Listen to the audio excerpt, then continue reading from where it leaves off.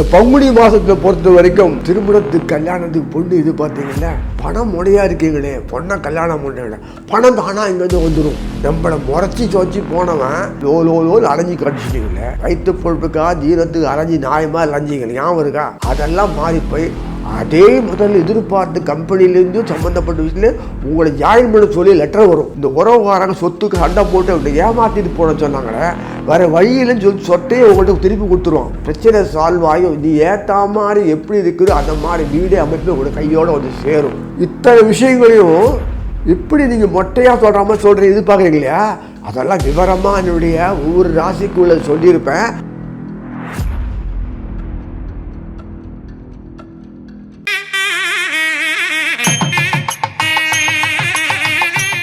அன்பார்ந்த கடவுளொருட்டி நேயர்களுக்கு கிருஷ்ணன் ராஜகோபாலன் காலை வணக்கத்தை தெரிவித்துக் கொள்கிறேன். பங்குனி மாதம் விஸ்வாவசு வருஷம், அதாவது கிரகநிலை எப்படி இருக்கும் பார்க்கணும். நமக்கு சாதகமாக தான் இருக்குது. மார்ச் 15 ஏப்ரல் 13 வரை உள்ள காலம் தான் பங்குனி மாதம். இந்த மீனத்தில் பங்குனினால் சூரியன் இருப்பார், சனீஸ்வரர் பழிப்பார், கூடையே சுக்கராச்சாரியர் இருப்பார் மூணத்தில். அந்த மிதுனத்தில் குரு இருப்பார், வக்கரம் முறிவும் மாதம் பங்குனி 3ஆம் தேதி முடிஞ்சிடும். அந்த கும்பத்தில் பார்த்தோன்னா செவ்வாய் சனி ராகு இருப்பாங்க. அதே சிம்மத்தில் கேது இருப்பார், கேது நேர மிதுன குருவை பார்த்துட்டு இருப்பார். இதெல்லாம் மொத்தம் பிளாக் ஆகிருக்கும் எல்லாமே. செவ்வாய் புதன் சேர்ந்து ஒன்றா இருக்காங்களே கேட்காதீங்க, ராகு கூட இருக்கும். அதனால் இந்த ஒரு அமைப்பு ஏன் வச்சுருக்கேன்னா, கட்டுப்பாடு இல்லாத வரமுறை இல்லாத போயிடுச்சு சமுதாயத்தில் உலகம் எங்குமே. அதனால் இது மையமாக கொண்டு இந்த பூமியை கொண்டு தான் இந்த அஸ்ட்ராலஜி பண்ணிருக்கு. இந்த பகவான் இங்கே இருக்கிறதுனால எதுக்கு சொல்கிறேன்னா, நம்ம ஊரில் ஒன்றும் வராது, இப்படியே ஓட்டின்னு இருக்கும். சினிமாவில் வரக்கூடிய ட்ராமா மாதிரி போயின்னு இருக்கும். அவ்வளோதான். நமக்கு ஒரு 3 வேளை திங்கலாம், நல்லா தூங்கலாம், உழைக்கலாம், நமக்கு சௌரியமான வேலை கிடைக்கும். இப்படி தான் இந்த மாதிரி அமைப்பில் இருக்கும்போது செவ்வாய் எப்படா போகிறேன் பார்த்துட்டு மேலே விட்டு அந்த செவ்வாய் பின்னாடி போவார். அதுக்கு பிறகு புதன் ஒரு 5 நாள் இல்லை 5 நாள் தான் கேப்பு, 5 டேஸ் கேப் விட்டு புதனும் போயிடுவார். அதுக்கு முன்னாடி சுக்கராச்சாரியர் அங்கேருந்து செவ்வாய் போகிறதுக்கு முன்னாடி அங்கேருந்து நேராக மேஷத்துக்கு போயிடுவார். இதுதான் ட்ராமா. அதிகமாக இடைவெளி இல்லாத குயிக் மூமெண்ட்டு. அது இருக்கும்போது இந்த புதனும் இல்லை மீன புதனும் மிதுன குருவும் ராசி பரிந்து பண்ணிப்பாங்க.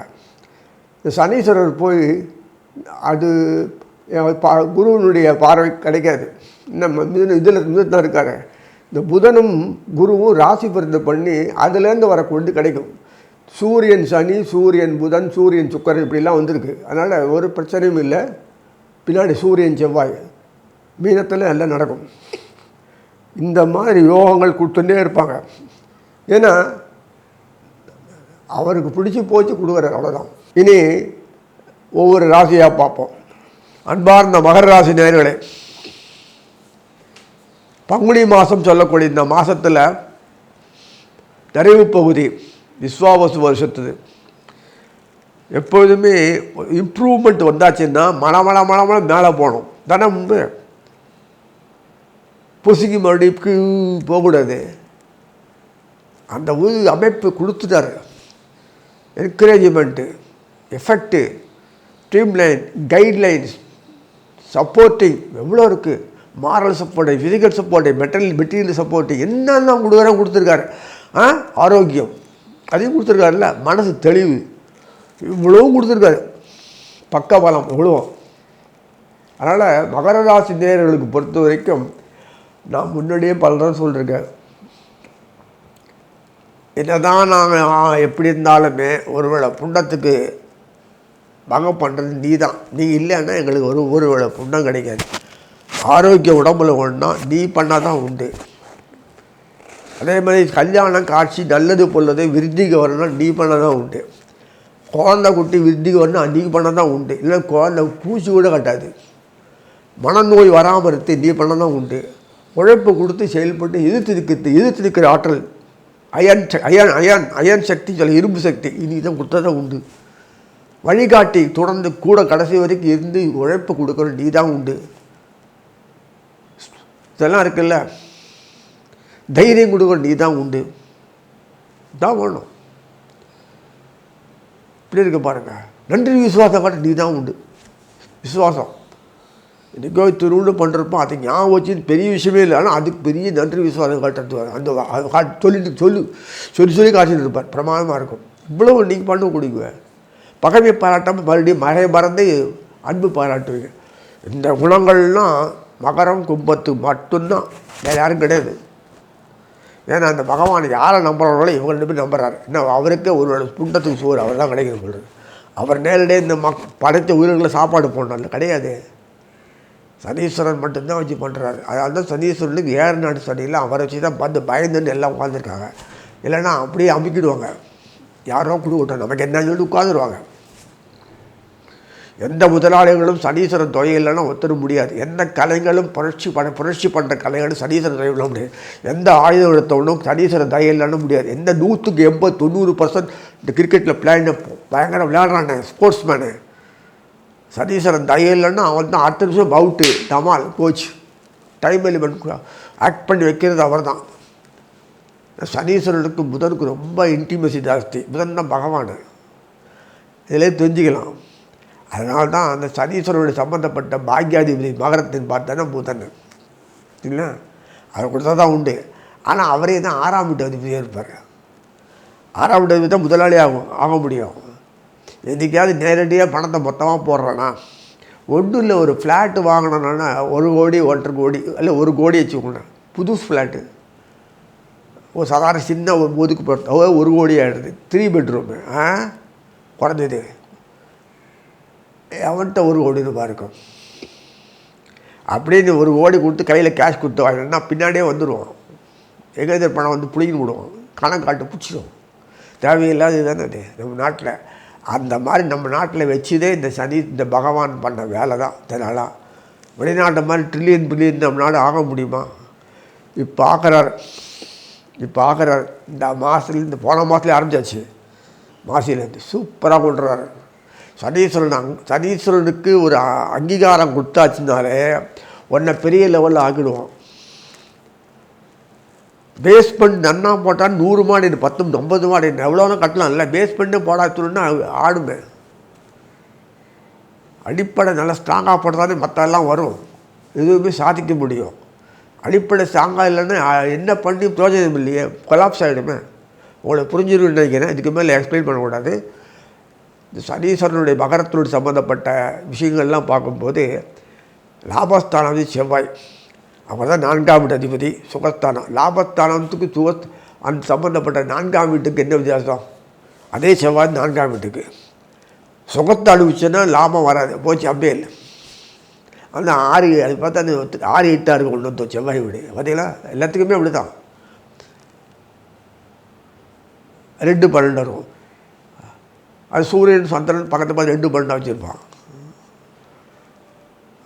அப்போ தான் 2 ஒன்றா சேராது. சேர்ந்ததுன்னா ஒன்று அடியோடு போடுவான், இல்லை மேலே போட்டு பொத்துன்னு ஊந்து ஆசைப்படுவான். 2 தான் அவன் காலபுருஷனோட ப்ரோக்ராம். அப்போ தான் காலை எங்கிட்டே இருக்கும்.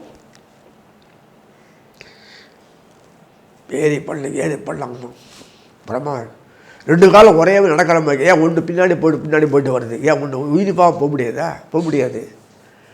ஏற்ற இறக்கம் இருந்தால் தான் அதை பிடிக்கணும், எதை பிடி சொல்லிட்டு போய்த்தானே வாழ்க்கையில் மேலே வர முடியும். அனுபவங்களே உறுப்பு தான். சாப்பாடு சாப்பிட்டு போதும் இன்னும் சாப்பிடு, இன்னும் ஐயோ ஆனால் ஆளை விடு அப்படின்னு தின்னு ஏன் அவ்வளோதான் கொள்ளும், வாமிட் ஆகிடும். இல்லைன்னா திருண்டே இருப்பான் மனுஷன். அதே போதை பொருள் இருப்பார், அவ்வளோ உணவு போட்டு ஊற்றி வாந்தி எடுத்தாலும் ஊற்றிட்டு இருப்பான். ஏன் பிரெயின் டிஸ்கனெக்ட் ஆகிடும், பாழாகிடும் புத்தியை. இது மாத்திரம் புத்தியை பாழாக உடனே ஐயோ போதுன்றான். அதனால் இவ்வளோ விஷயங்கள் இருக்குது உங்களுக்கு. நிறைய ஒன்று பார்த்து பண்ணுற பகவான் ஐயோ நினைக்கிற மாதிரி இல்லை. அவனோட அனுபவங்களை பார்க்கும்போது நிறைய இருக்கும். இந்த பகவானுக்கு பார்த்தா காசே கையில் வச்சுக்க மாட்டான். பார்த்தீங்களா, கிருஷ்ணன் குச்சையில் இருக்குது தண்ணி காட்டினானே. அப்புறம் தானே அந்த அம்மாவை பார்த்தா கொடுத்தது. ஏன் கொடுக்கலாம், இருக்கிறது கேசி விட்டுருது வேட்டியை. ஏன்னா எனக்கு இது காசு எல்லாமே என்னோடது. எப்படி இருக்கு பாருங்கள். நம்ம இருக்க முடியாது மாதிரிலாம் அவர் இருப்பார். அதனால் எல்லா விஷயத்துலேயுமே அனுபவ யோசனைகளை பகவான் அனுபவிக்கிறதுக்கு எவ்வகையாக பண்ணுறான். இதான் உண்மை. அதனால தான் இந்தாட்டி ஒரு சேஞ்சுக்காக இப்போ இனிமேல் எல்லா நாடும் நாசமாக்கிட்டு நம்ம நாடை உசத்துயினா தான் நம்ம நாட்டில் பெரும்பாலும் 70% of the people are all படிச்சிருக்கோம். அந்த காலத்தில் எல்லாம் விவசாயிகள். அதுதான் எல்லாம் அதனால் நம்ம நாடு வெள்ளக்கார பிச்சைக்கார நாடுன்ட்டான். எப்படி இருக்கு பார்த்தியா? அப்போ சன்னீஸ்வரத்தம்பதோட பிச்சைக்காரனா? குருமார்கள்லாம் பாதி பேர் இருக்காங்களா? ஒன்று மேலே எலி மற்றவங்களுக்காக வாழ்கிறாங்களா? பிச்சைக்காரனா? எப்படி இருக்குது பார்த்தீங்களா? இலக்காரமாக போயிட்டு பாருங்கள். இப்போ அவன் இலக்காரம் நம்ம பல்ல காட்டிட்டுருக்கான். நம்மக்கிட்ட சோறு கிடைக்கணுமே, இல்லை கிடைக்காது. நம்ம தான் கொடுக்கணும். நம்ம இப்போ டாப் லெவல். இப்போ அவன் கதை என்னாச்சு? அமெரிக்கா வந்து கிண்டில் பண்ணுது. என்ன எப்படி இருக்கு பாருங்கள். அவ்வளோ கேவலமாக போயிடுது. இப்போ ஏறி மிதிச்சாச்சுக்கா அடங்கிடும். அந்த மாதிரி தான் நடக்குது. இப்போ பகவான் மோடி வச்சு பண்ணுறாரு. அந்த அளவுக்கு ஏறி மிதிக்கிறாரு. அப்போ தான் நடக்கும். புத்தியால் அவனே பல்ல ஹேன்னு சொல்கிற அளவுக்கு வரும். அந்த அளவுக்கு வச்சிருவார் உலக நாடுகள் ஃபுல்லாக. ஏன்னா இந்த இவருடைய பெருமையை உலகத்துக்கு சொல்லணும். மகர கும்பம்ன்றது லேசு இல்லை. கும்பம் வந்து பூர்ணத்துவம். பூர்ணத்துவம் எங்கேயும் ஆக முடியுமா? அதான் கும்பம். மகரம்ன்றது பாரு எப்படி அந்த அமைப்பை பாருங்கள். கொஞ்சமாக இதெல்லாம் எடுத்துக்காக வச்சுக்கலாம். யாருக்காக புரிஞ்சிக்கணும். மகர ஜோதின்றாங்களே, ஏன் அது மகர ஜோதின்றாங்க? தை மாதத்துக்கு ஏன் மகரத்தை வச்சுருக்காங்க? தை மாதத்துக்கு ஏன் மகரத்தை கொடுத்துருக்காங்க? யாருக்கா தெரியுமா? டேர்னிங் பாயிண்ட் லைஃப்பில் வரணும். மறுபடியும் ராத்திரி போச்சு பொழுது விடையணும் இல்லை, மறுபடியும் ஃப்ரெஷ்ஷாக வரணும் இல்லை. இருள் அகர்ந்து இருள் அறியாமை இருள் க்ளீனாக போச்சு வெளியேணும். அதுதான் இந்த மகரம். தை பிறந்தால் வழி பிறகுன்னு சொல்கிற கதையெல்லாம் சொல்லுவாங்க. பார்த்தீங்கன்னா நம்ம நிறைய பழமொழி சொல்லுவாங்க. அது வந்து கஷ்டம் இல்லை. ஸோ மறுமலர்ச்சி வாழ்க்கையில் வரணும். திருப்பி ரீஎன்ஃபோர்ஸ்மெண்ட் வாட்டி கொண்டு வரணும் வாழ்க்கையில். அதுதான் அதுக்கு காரணகத்தாக இருக்கிறது தை இந்த மகர ராசியோடும் அப்புறம் கும்பராசிகளோடும். கும்பம் பூர்ணத்துவம், மகர ராசி அது உண்டான வழி ஏற்பாடு பண்ணுறாங்க. அதனால் இந்த மகர ராசி நேயர்களுக்கு ஒத்து வரைக்கும் பொற்காலம் இல்லை, எல்லா காலம் பொற்காலம். இருந்தாலும் உலகத்துக்கு நீ உங்களுடைய பொற்காலமாக எடுத்து காட்டணும். வெளிவந்து காட்டணும் இல்லையா? இப்படியே குடிச்சுட்டு குதிரை ஓட்டினாங்களா? உழைப்பாளியாக இருக்கிறதுக்காக நம்ம அனுபவிக்கிறோம். நீ உன்னுடைய பெருமையை உலகத்தை சொல்லணுமா வேணாமா? நீ எங்களை போல் தான் ஒரு சேஞ்சுக்கு நீ சப்போஸ் நீ எங்களை முதலாளி ஆகிட்டீங்கன்னா ஜீரோ ஆகிடுவீங்க. நாங்கள் அத்தனை பேர் போடுவோம். அதுக்காகவே உங்கள் வாழ்க்கையில் நீ தொழிலாளியாகவே வச்சுருக்க. ஆனால் அந்த அந்தஸ்து கொடுத்தாலும் அந்த அந்தஸ்து கொடுக்குற அளவுக்கு அவங்க சிறப்பை மிக்க ஒரு காலமாக இப்போ இதுமே வந்துடும்.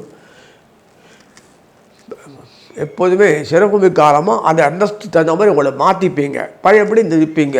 ஆனால் ஸ்டேட்டஸ் மாத்திரம் உழைப்பாளி இருக்கும்போது அந்த சாதாரணமாக தான் இருப்பீங்க. அப்புறம் முதலாளி மாதிரி ஸ்டேட்டஸில் உலகத்துக்கு காமிப்பீங்க. அதுதான் கம்ப்ளீட்டாக. ஹோட்டல் மேனேஜர்னால் ஹோட்டல் சம்மந்தப்பட்ட முதலாளின்னா சபையை பண்ணிருப்பாரா? ஜஸ்ட் பெரிய ஸ்டார் ஹோட்டல் பெரியன்னா வந்தால் வாழ இல்லையா? ஆனால் ஆஃப்டர் ஆல் நீ இந்த சமையல் ஹோட்டல்லாம் தானே. அப்புறம் ஹோட்டல்னு ஆக்கிட்டாங்க. இதெல்லாம் எதுக்குன்னா காரண காரியம் இல்லாத பகவான் படைக்கலை யாரையுமே. அது காலகாலத்தில் படைக்கப்பட்டதுக்காக மட்டமும் இல்லை, உயரமும் இல்லை, தாழ்ந்தும் இல்லை. பேஸ்மெண்ட் நல்லா இருந்தால் தான் எவ்வளோ பெரிய பில்டிங் கட்டு நடக்கும்ன்றதுக்காக பேஸ்மெண்ட் மட்டமா? அடிப்படை ஃபார்முலா பக்காவாக இருந்தால் தான் கரெக்ட். அது பிரகாரம் தான் எல்லாமே சிறப்பாக செயல்படும்.